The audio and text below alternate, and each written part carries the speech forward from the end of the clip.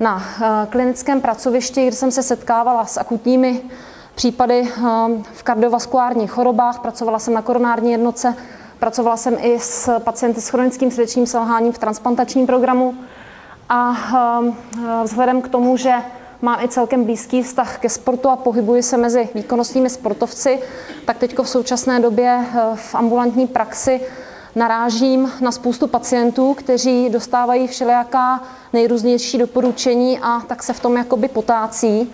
A mám pocit, že ta kardiologie a ta sportovní medicína by se měla trošku propojit a vidím v tom do budoucna poměrně velký potenciál. A i když teda sama nějak aktivně tedy nepřednáším, nebo přednášková činnost není nějaký můj dlouhodobý záměr, tak jsem přijala dnešní pozvání a spíš jsou to takové moje poznatky z praxe, které bych tady chtěla vám uvést. Funguje to? Tak. Chtěla bych vám tady vlastně dneska vyprávět takový příběh.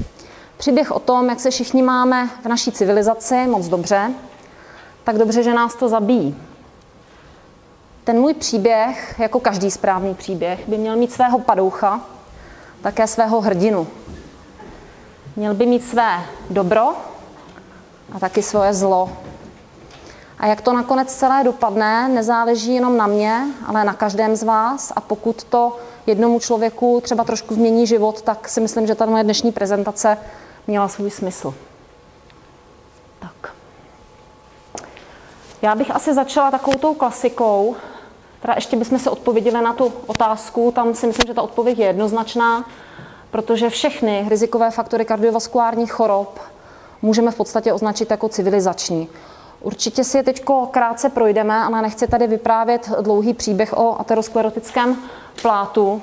Krátce se k tomu dostanu, ale tohle je vlastně nejzajímavější graf nebo tabulka. Mluvil o tom tady vlastně oba dva mí předřečníci tady o tom mluvili. To rozpočítávání si myslím, že bylo v celku jednoznačné. A zkrátka je to tak, že choroby srdce a cév zaujímají stále v té mortalitě v civilizovaných zemích první místo. A proč to tak je? Proč jich neubývá? Máme přeci koronární jednotky, máme implantabilní defibrilátory, máme kardiostimulátory, máme beta-blokátory, máme trombolýzu hlav, kterou děláme při centrálních mozkových příhodách. A přesto vlastně nám to procento té úmrtnosti se nějak nesnižuje. V podstatě se nám jenom posouvá ta úmrtnost do vyššího věku, protože ty lidé místo, aby umírali na akutní infarkt nebo na fibrilaci komor, tak jsou zdefibrilováni, ošetřeni a tak dále, ale umírají nám o 10 až 15 let později na srdeční selhání. V lepším případě se dostanou do transplantačního programu a dožijí se třeba o 10 do 15 let delšího věku. Proč to tak je? Takže naše pohádka o aterosklerotickém plátu, nebudu to příliš dlouho rozvíjet, všichni to určitě znáte. LDL cholesterol proniká subendoteliárně, vznikají tam pěnové buňky, dostávají se tam buňky médie, zánětlivé faktory a tak dále. Ta patogeneza je, myslím si, všem úplně jasná. Ten aterosklerotický plát vlastně podmiňuje endoteliální dysfunkci těch cév, což je taková zaklínací formulka, na kterou se všechno svádí, ale ono to tak opravdu je, protože ta céva nereaguje normálně. Reaguje abnormálně v různých situacích, ale důležité je si tady říct jednu věc. Ty pláty jsou buď to stabilní, anebo jsou vulnerabilní.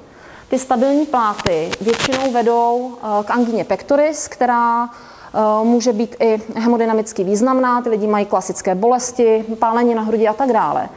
Ale tyhle ty stabilní pláty většinou nevedou k akutním infarktům s uzávěrem, s obstrukcí té cévy. 70% pacientů se STEMI infarktem, to znamená s uzávěrem cévy, vzniká na vulnerabilních plátech, které ale nejsou stenozující. To jsou pláty, které třeba mají 20%, zabírají z toho lumen té cévy, nedělají hemodynamicky významnou stenózu. Ten vulnerabilní plát je charakteristický tím, že má velké lipidové jádro a tam potom dojde k tomu, pokud jsou tam ještě nějaké další zánětlivé faktory, hraje tam roli, je to multifaktoriální záležitost a pokud dojde vlastně k natržení toho plátu a k agregaci trombocytů, tak vzniká nejprve bílý trombus, pak se tam natáhnou červené krvinky, červený trombus a dojde teda k okluzi cévy a může vzniknout infarkt nebo mrtvice podle toho, co si vyberete, že jo. Takže tohle je docela důležité sdělení, to bych tady chtěla vypíchnout a vlastně z toho vyplývá, že v podstatě neexistuje preventivní koronarografie, protože vy můžete pacientovi udělat katetrizaci, zjistíte, že má zcela nevýznamný nález na věnčitých teprách a za 2 roky ten pacient přijde s úplným uzávěrem. Přijde s akutním infarktem. Proč to tak je? Protože tam hrajou roli ještě další faktory, proč k tomu dochází. A my se u těch pacientů s ischemickou chorobou srdeční snažíme, aby ty vulnerabilní pláty se staly pláty stabilními, protože většina z nás nějaké aterosklerotické léze, byť minimální, má. Teď si prosvištíme ty rizikové faktory. Vezmu to rychle. Klasicky to, co nezměníte, je věk, mužské pohlaví, tam je to 4krát častější než u žen.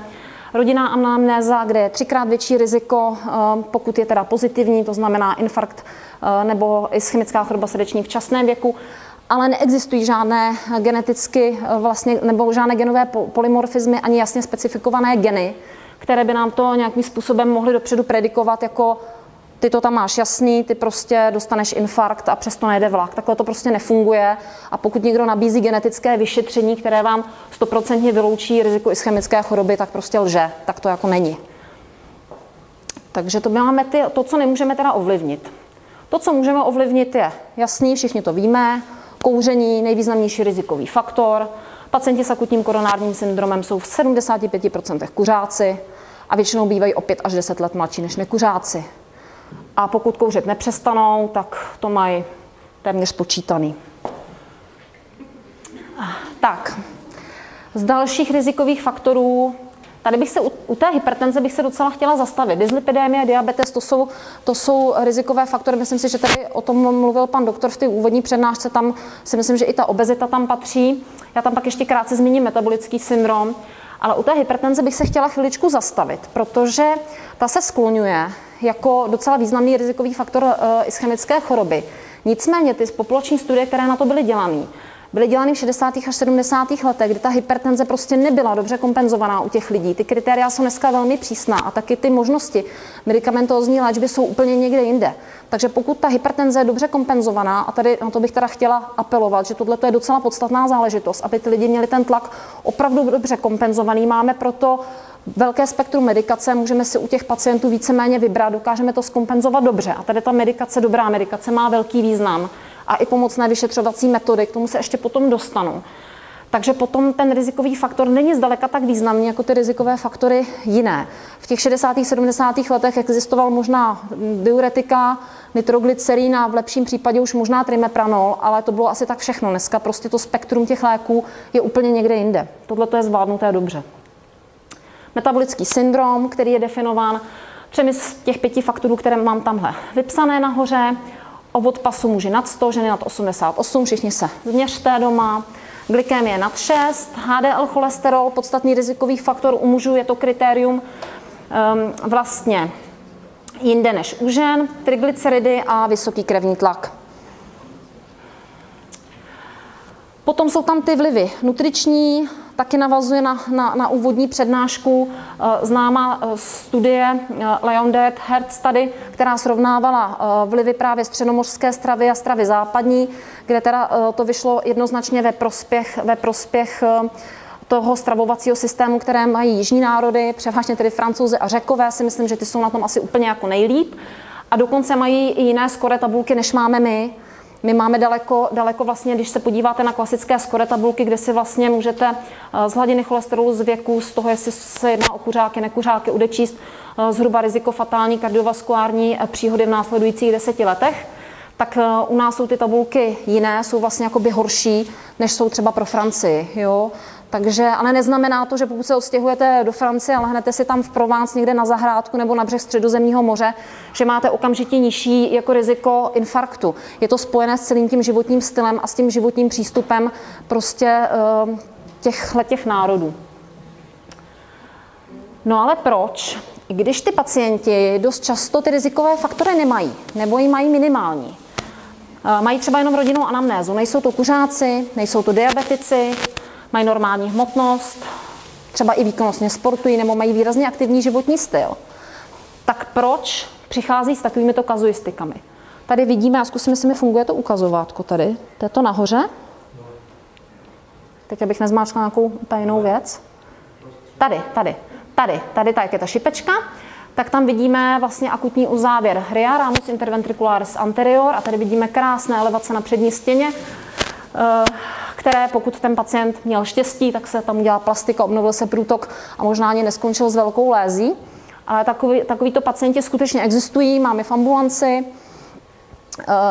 a neměli výrazné rizikové faktory, protože nám, nebo ty, které jsme vyjmenovali, protože nám tam vstupuje do hry ještě jedna záležitost. A já tomu říkám faktor civilizace. A to jsou faktory psychosociální. Je to právě schopnost zvládat stres a osobnostní charakteristiky, které každý má trošičku jiné, ale ve finále se nám to tam může i míchat. A ti lidé zvládají stres různě, různým způsobem na něj reagují a i na stresující události v životě mohou reagovat různým způsobem a to se potom může podílet i na vzniku těch kardiovaskulárních chorob. Já teď tady rychle ty osobnostní typy projdu. Můžete si sami popřemýšlet, kam byste se zařadili nebo kam byste zařadili své pacienty. Nebudu se u toho zase tak dlouho zdržovat, ale myslím si, že to je docela jako i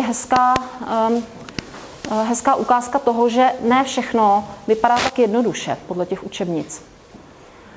Osobnost typu A. O té se hodně píše, koronární osobnost, definovaná americkými kardiology. Už v minulosti osobnost typu A má 10 až 15% populace. A známý etolog Konrad Lorenz, kterého možná budete znát, který napsal úžasné jako knížky vlastně etologické, popsal tyto lidi, že závodí se sebou samými. Je to velmi časté, jsou to většinou muži, manažeři, přepracovaní, ctižádostiví workoholici, zaměření výrazně na výkon. Jejich hlavním rysem je hostilita a jejich klinickým projevem je velmi často arteriální hypertenze. Určitě takové lidi znáte. Osobnost typu B naproti tomu je kardiovaskulárně riziková jenom málo. Orientuje se na jiné než materiální hodnoty. Většinou jsou to lidé, kteří jsou sociálně inteligentní, empatičtí a jsou emočně stabilní, vypořádávají se se stresem dobrým způsobem, mají ten management zvládnutý dobře, ať už přirozeně, nebo k tomu došli nějakým způsobem, že se to naučili, což je taky možné. A pak jsou ještě další dvě osobnosti, tyto osobnostní typy se moc často nezmiňují, většinou se v učebnicích dočtete o tom Ačku a Bčku. Ale je zajímavé, že jsou prostě ještě další typy osobnostní, které nám v tom taky můžou hrát roli a které taky mohou predisponovat ke kardiovaskulárním chorobám. Máme tady C, které se definuje jako osobnost karcinogenní, které Konrad Lorenz popisuje jako lidi, kteří jsou nekritičtě podajní. Jsou to lidé, kteří se vyhýbají konfliktům, mají tendenci tyto konflikty somatizovat a obracet je dovnitř. Dost často třeba mívají žaludeční vředy nebo palpitace. Jo, jsou většinou úzkostní, mají pocit takové beznaděje. Většinou jejich charakteristickým rysem je nedostatek sebelásky a takových lidí je poměrně hodně. A potom tento typ osobnosti se někdy směšuje ještě s tím Dčkem. Přepne se mi to? Jo. Což jsou depresivní osobnosti, tady jsem dal toho Paula Havrana, kde to zvýšení mortality může být až 4krát, nebo relativní riziko infarktu i myokardu přímo až o 50%, což je poměrně hodně. A i u těch lidí, kteří jsou hospitalizováni pro akutní koronární syndrom, tam je nějaká depresivní fáze v anamnéze, což tady taky už zaznělo, že to měl ve svém životě téměř každý. Tyto lidé většinou do popředí vystupují jako smutní, pesimističtí, prožívají výrazně negativní emoce a somatizují tím způsobem, že většinou jako bolesti hlavy, únavnost v závratě, bolesti na hrudi. Takže to jsou ty Dčka. Ta patogeneza těch psychosociálních faktorů, u toho bych se ještě teda ráda chviličku zastavila, vlastně proč tomu tak je. Porucha regulace neurotransmiterů, serotonin, dopamin, acetylcholín, prozakoví manažeři, všichni známe. Zajímavé je, že zvýšený reuptake serotoninu vede k inzulinové rezistenci přímo. A kortizol, pokud budete mít dlouhodobě zvýšenou hladinu, ty nadledvinky vám to tam budou pořád pálit, tak to má taky svoje důsledky, aterogenní, diabetogenní a tak dále. A ty cirkulující katecholaminy přímo vedou k endoteliální dysfunkci, akceleraci aterosklerózy, destičky se více sráží, vede to ke vzniku trombů, k snížené variabilitě tepové frekvence, což je taky vlastně přímo rizikový faktor, nebo je tam korelace mezi koronárními příhodami a sníženou variabilitou tepové frekvence, ta je riziková, a elektrická nestabilita myokardu. Takže pokud tam dojde k uzávěru té koronární tepny, tak možná, že takový lidé budou mít spíš šanci, že dostanou fibrilaci komor v tom úvodu. Takže jsme si pojmenovali toho záporáka a teďko přijde na řadu ten kladný hrdina. Takže už to tady tak jako trošku padlo dopředu a tím kladným hrdinou je pro nás vlastně sport. Sportovní aktivity. Proč? Naše populace sportuje spíš tímto způsobem. Číslo, že 12%, jenom 12% lidí ve věku 35 a 65 let je pohybově aktivních tak, aby to vůbec přineslo významný efekt. Což mi teda přijde jako opravdu strašný, když to tady takhle vidíte s tím obrázkem. A s tou statistikou jsem ještě narazila na jedno číslo, to jenom takhle zmíním krátce. Pokud bychom do toho zahrnuli i děti a mladé lidi, to znamená v podstatě celou populaci, tak je to 22%. Což je jako hrůza. Jo, to si řekněme na rovinu. Proč to tak je? Ty rizikové skupiny nejsou příliš intervenovány. Pokud jsou intervenovány, tak jsou dost často intervenovány špatně. Ty doporučení, kteří ti pacienti dostávají, ty pacienti jsou výborně ošetřeni v těch akutních fázích, ty koronární příhody, všichni mají ty stenty, bypassy, všechno funguje. Ale pak přijdou do ordinace a vůbec jakoby nevědí, co mají dělat. Jestli si mají sednout na gauč a čekat jako na další infarkt, nebo co se teda jako bude dít. A ty doporučení, které dostávají, jsou často protikladná, vágní, nic si z toho ten pacient neodnese. A další věc je, že ti lékaři taky v tom nejsou úplně jakoby v souladu s těmito doporučeními, takže ti pacienti jim jako moc nevěří, že jo? Pokud to dostanou od takového kardiologa, tak asi tam moc velký efekt jako nebude.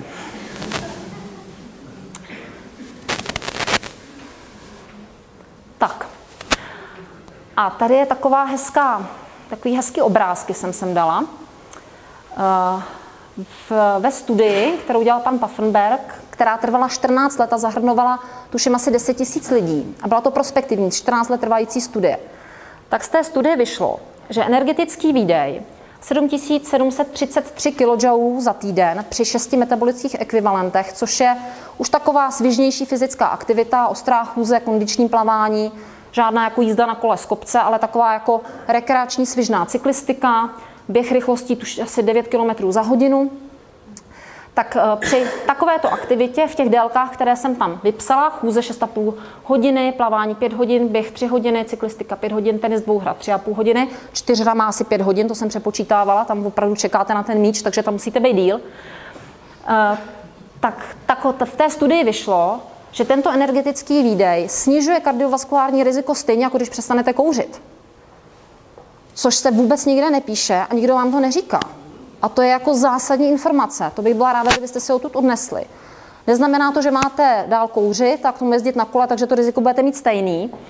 Ale že tohleto je věc, která je velmi podstatná a na kterou bychom měli pamatovat. No a teď se dostávám k takové kapitole. Plynule přejdu od... To funguje to? Jo. Od téhleté studie a trošku se zahraju na Románovou kancelář pro uvádění příběhů na pravou míru. A dostávám se ke kapitole Mýty a fakta. Protože to, co doporučuje se z učebnic kardiologie, z učebnic interny, je délka tělesné aktivity 2x až 3x týdně, 45 až 60 minut, nebo 4 až 5x týdně, 20 až 30 minut, což je 2x až 3x podávkováno proti té předchozí studii. Ta délka té tělesné aktivity podle těch doporučení, které se tradují v knihách, je zcela nedostatečná. Je to prostě málo. Vedou k tomu všechny ty věci, všechny ty civilizační faktory, že prostě se nehýbeme, jezdíme všude autem a tak dále. A i té habituální aktivity pohybové máme málo. Ale to, co bychom potřebovali, to minimum, je prostě tadyhle. Jo?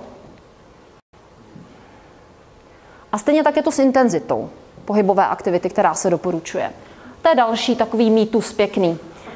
Ta intenzita tělesné aktivity se udává v rozpětí 40% až 85% maximální tepové frekvence. Tak co se z toho jako odnesete? Půjdete nasypat holoubkům, buď to, anebo půjdete do fitka a tam se úplně zlikvidujete při spinningu, že se z toho 2 dny budete sbírat.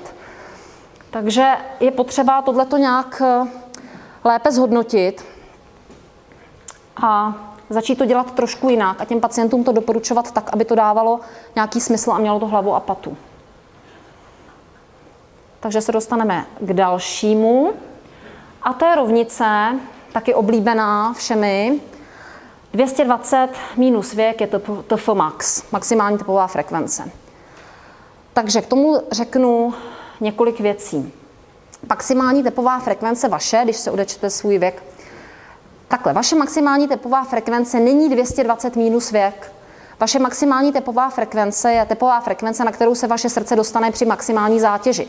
A to je u každého prostě jinak. Protože, to jsem nechtěla.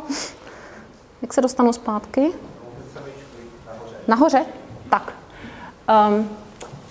Protože ta rovnice platí pro průměr populace. A máme nějakou gaussovskou křivku, nějaké gaussovské rozložení. Takže kdyby jsme vzali průměr, tak to tam sedne.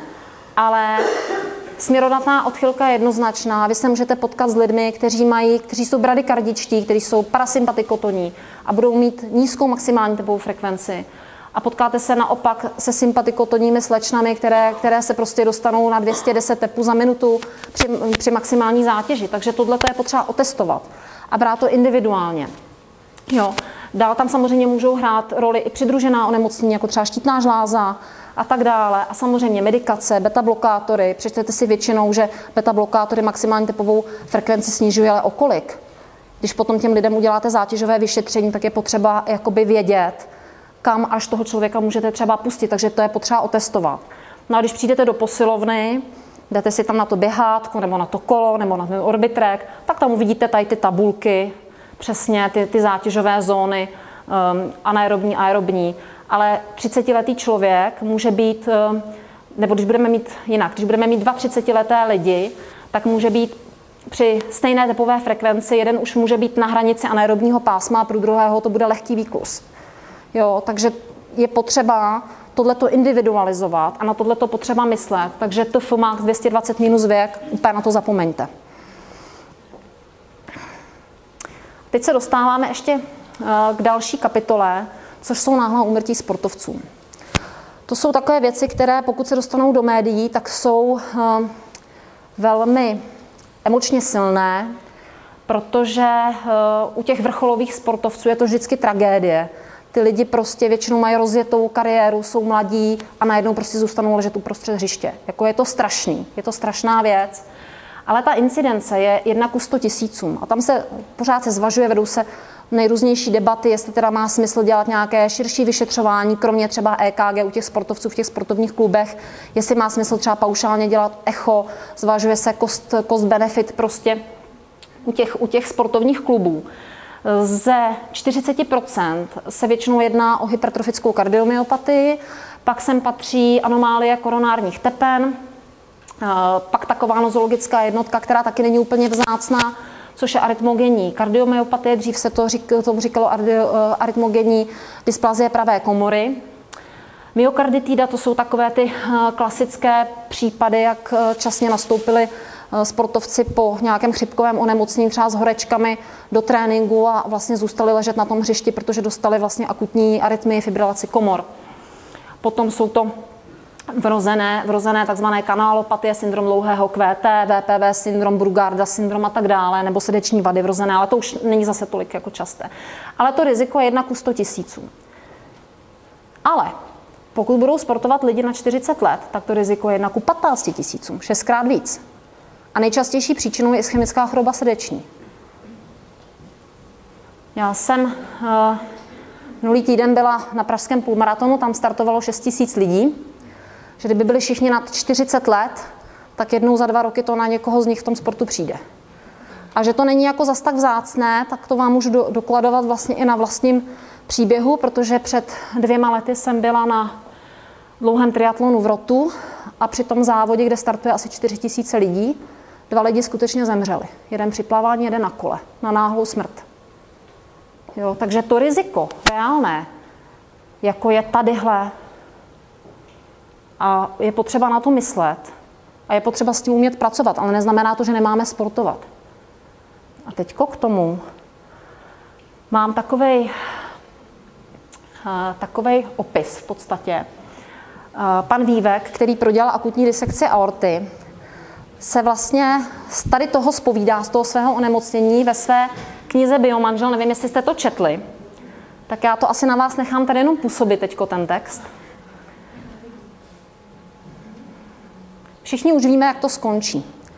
On ten svůj příběh, kdy teda vlastně došlo k disekci aorty, v té knize zasadil právě do toho prostředí toho pražského maratonu, kdy teda ten jeho hrdina, ten Mojmír, tam umírá v cíli maratonu, kdy mu teda vlastně praskne aorta. Ale je to přesně ten způsob, kdy ti muži, teď nechci říkat, jsou to samozřejmě i ženy, ale většinou jsou to ti muži, ty osobnosti typu A, prostě v tom vyšším věku najednou se pustí bezhlavě do sportu, aniž by o tom jakkoliv přemýšleli, aniž by k tomu dostali jako nějaká doporučení. Já tím říkám sportující alfasamci. Většinou jsou to muži, kteří už v životě něco dokázali, někam se posunuli a teď teda usoudí, začnou žít zdravě.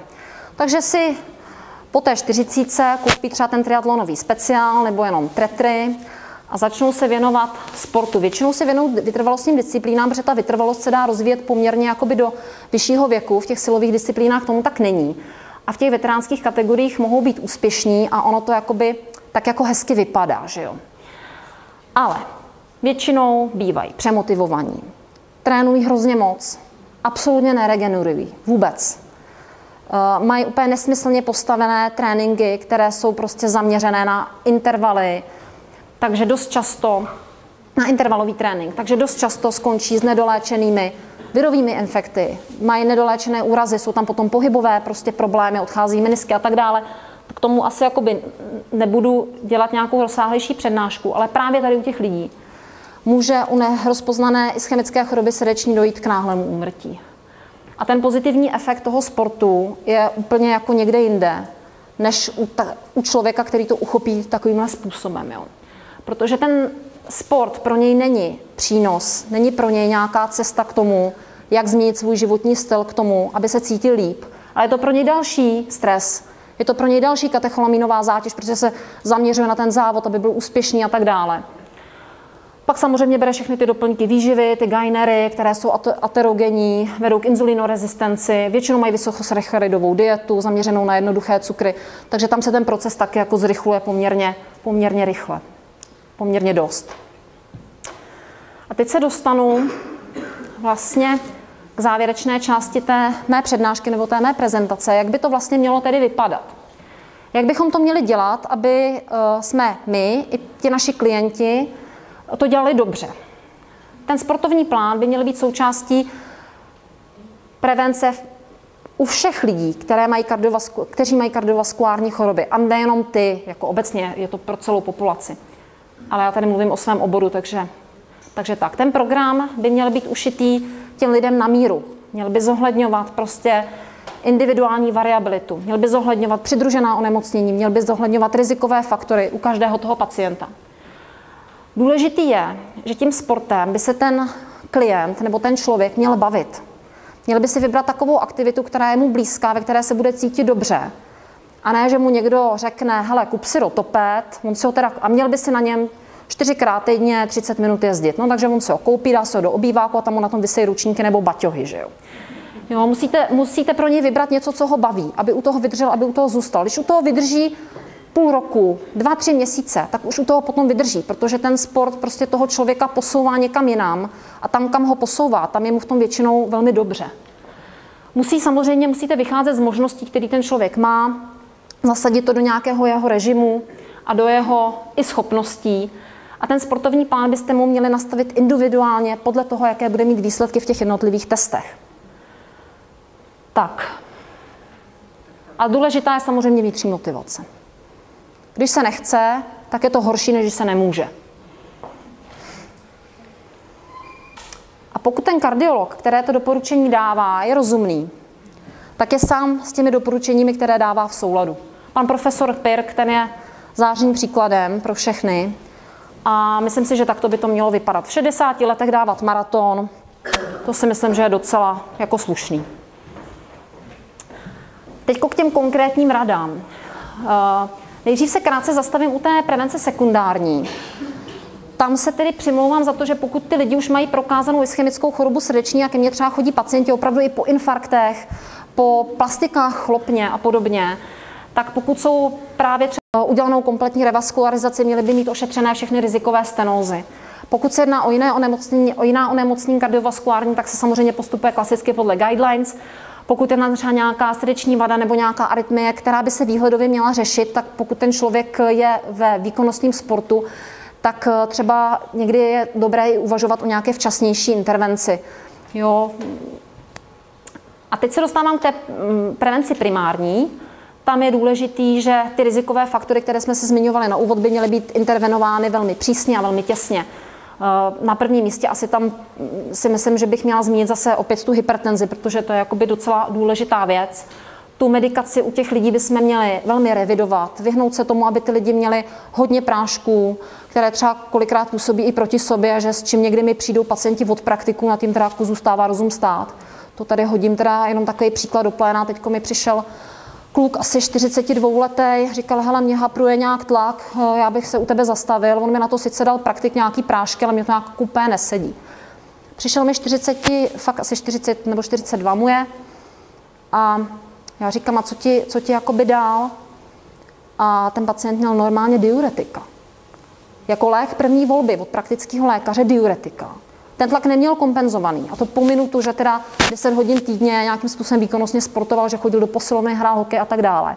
A měl nasazená diuretika na hypertenzi. To je prostě strašný. Jo. U těch diuretik, i když jsou třeba v té kombinační léčbě, třeba se sartany nebo s AC inhibitory, já třeba u těch sportovců, kteří opravdu se věnují nějakým vytrvalostním disciplínám, tak jsem na to velmi opatrná, protože když jim potom rozhodíte vnitřní prostředí, i třeba mírnou hypomagnézémii, která nemusí být ani poznaná, tak pak v závodě dostanou křeče a velmi vám poděkujou. Jo. Takže jako na to opatrně. Další věc jsou beta-blokátory, ty sportovci většinou je netolerujou, protože jim to hodně snižuje tepovou frekvenci i klidovou. A oni i tak mají klidovou tepovou frekvenci většinou. Sportovci mají hodně nízkou, že jo. Ráno se probudějí, mají 40, v noci mají běžně AV blokády třeba 2. stupně. Takže s těma beta-blokátorama opatrně, pokud jsme v prevenci sekundární, že už jsou to lidi po infarktu, tak většinou ten beta, nebo vždycky téměř ten beta-blokátor bychom dát měli, ale tam se dostáváme většinou na hodně jako minimální dávky a vybíráme jenom specifické preparáty. Potom ty nutriční záležitosti, tak to asi nebudu tady zbytečně rozvíjet. A teď k těm vyšetřením.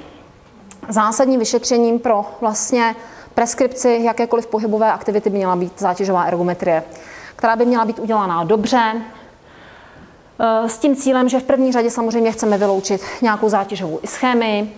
Pokud ten člověk už je v sekundární prevenci na beta-blokátorech, já to většinou dělám tak, že jim dělám jeden test s léky a druhý test bez léku, abych viděla, jestli tam skutečně jakoby něco třeba není. Dál tím velmi dobře posoudím reakci tlaku.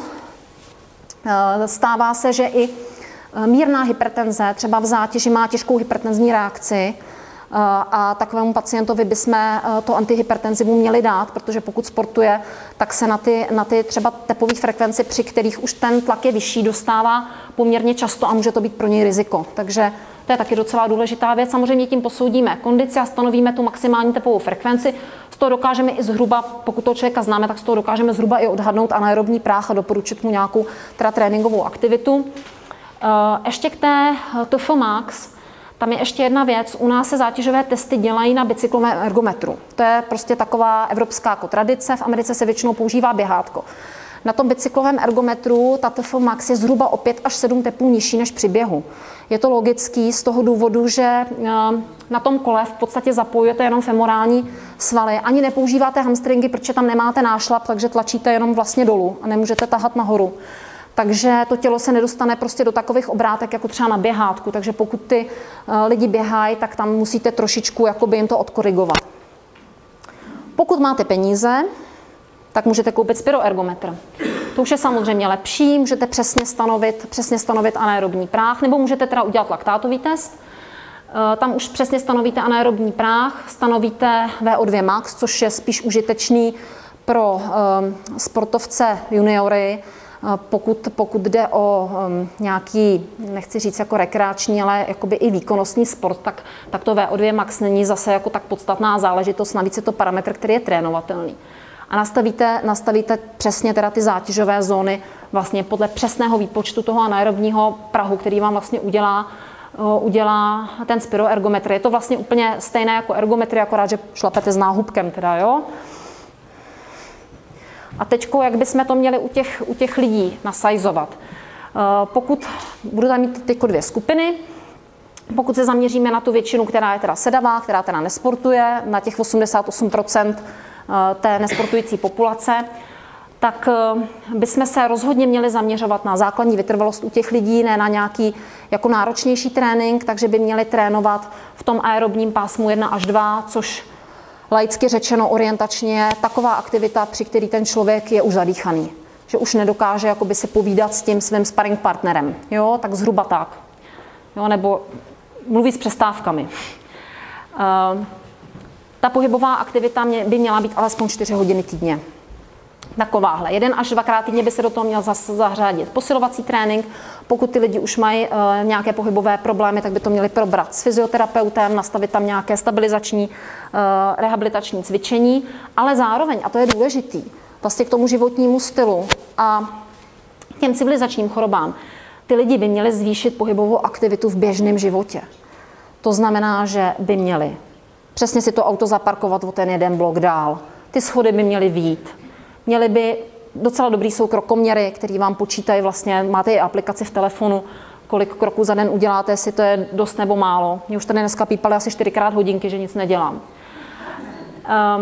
Cykloturistika, turistika, hry v přírodě, pobyt v přírodě, cokoliv, kdy se ten člověk dostane ven z toho gauče, je dobře a se počítá. Ale pozor, nepočítá se do těch 4 hodin, jo? To by mělo být navíc. Tak. A teďko, co uděláme u těch alfasamců, kteří se teda chtějí vrhnout na ten výkonnostní trénink v tom vyšším věku, já se přimlouvám za to, že by měli mít udělaný celý spektrum těch kardiologických vyšetření. Měli by mít udělaný určitě echo, o té ergometrii jsme teda mluvili, ale echo by měli rozhodně mít udělaný. Měli by mít udělanýho EKG Holtera, protože tam posoudíte, jestli tam prostě není nějaký problém, na který byste se měli zaměřit. To je 24hodinová monitorace EKG, kde třeba odhalíte nějaký skrytý jako arytmie nebo nějaký problémy. A měli mít udělanýho, už to snad dopovídám, tlakovýho Holtera, to je ta zkratka ABPM, právě abyste posoudili, jestli tam není nějaká skrytá hypertenze, což je důležité na to, že byste se potom zaměřili. A pokud je tam nějaký vyšší riziko nebo najdete nějakou abnormalitu a víte, že ten člověk, že mu prostě umřel tatínek v 50 jako na infarkt a některý z těch vyšetření je na hraně, tak se přimlouvám za tu katetrizaci. Jo. U těch lidí, i když jsem říkala teda, že ta preventivní koronarografie nefunguje, jo, to nefunguje, ale pokud se vám něco nezdá, pokud se vám cokoliv nezdá, tak je lepší to udělat. Měla jsem pacienta s pestřím, který mu bylo 44, když ke mně přišel, mladý kluk ve 44, sportovec, absolutně žádný rizikový faktory neměl. Vrátil se z mise v Iráku, kde byl. Ale neměl ani rodinnou anamnézu, ani vysoký cholesterol, nic. A říká mi, hele, mě takhle, jako když pobíhám tramvaj, tak mě tadyhle trošku pálí, to bude asi od průdušek, že jo? A mně se to nějak nezdálo, tak jsem to s ním rozebírala, tu anamnézu. A ještě ten den odpoledne jel na akutní příjem koronární jednotky v IKEMu, ještě ten den odpoledne měl udělanou katetrizaci a měl vlasovou stenózu na RIA. Takže byl krůček od toho uzávěru, který jsme tam viděli. Jo, pokud se vám něco nezdá a hlavně jakoby líčí typickou bolest ten člověk, musíte to s ním probrat, tak radši to fakt udělat. Jo, zvlášť u takovejchhle prostě lidí, kde máte nějaký hraniční nález, tak je lepší to doopravdy udělat. Takovým pacientům byste jejich tréninkové plány, pokud teda se už věnují tomu výkonnostnímu maratonu nebo triatlonu nebo čemukoliv jako dalšímu, tak byste měli korigovat. I třeba ve spolupráci s trenérem, pokud je to možný. Měli byste jim trošku brzdit tu jejich přemotivovanost a zaměřit je na to, aby se nesoustředili na jeden závod, ale na svůj život. To si myslím, že je velmi důležitý. Trošku jim poopravit ty jejich výživové stereotypy a uvědomit je k tomu, že ten sport má být pro ně cestou k vlastní hodnotě a ne k sebedestrukci. Tohleto byste si měli asi odnést dneska domů. Úbytek fyzické výkonnostně je standardně 1% za rok. Pokud budete správně trénovat, tak to bude jenom 2% za 10 let. 5krát pomalejš. To si myslím, že je velmi důležitý. A od věku se to úplně neodvíjí, protože, jak tady vidíte, i v 5. dekádě života výjimečné osobnosti stále vítězí. Ať je to náš špičkový triatlonista Petr Vabroušek, ať je to Jaromír Jágr, nebo ať je to biatlonista Ole Bjerndalen. Všichni jsou úspěšní a poráží i mladé. Pokud budeme tělesně aktivní, tak snížíme riziko našeho úmrtí na ischemickou chorobu o 40 až 50%. A co si vybereme? Jestli si vybereme akutní defibrilaci, anebo tady nějaký hezký závod se svým partnerem, tak to už si rozhodnete každý sám za sebe. Děkuji za pozornost.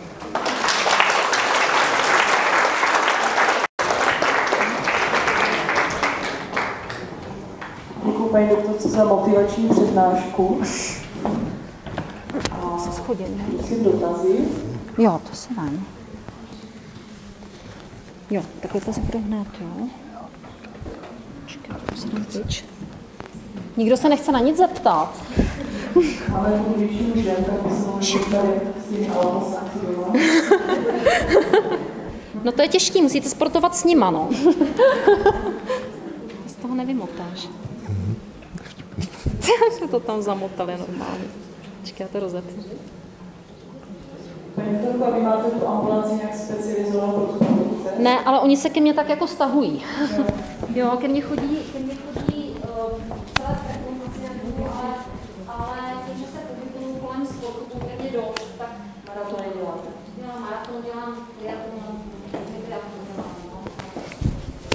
trošičku omezila. Ale jo, takže ke mně chodí ke mně právě těch lidí mezi tou 40 a 50 lidí, kteří začít něco dělat a nevidí jak má.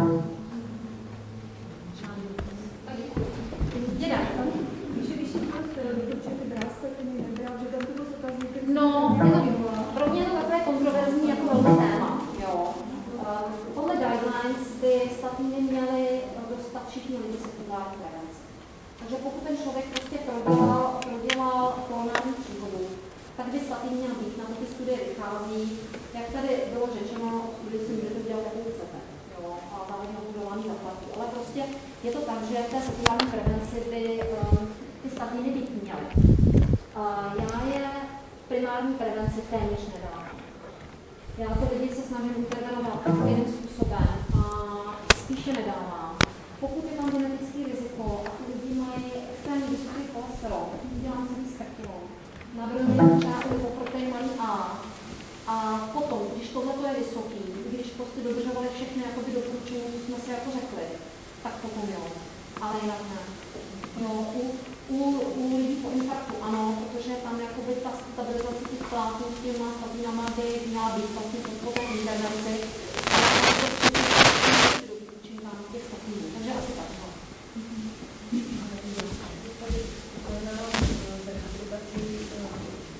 Po akutních příhodách a tady po té včasné.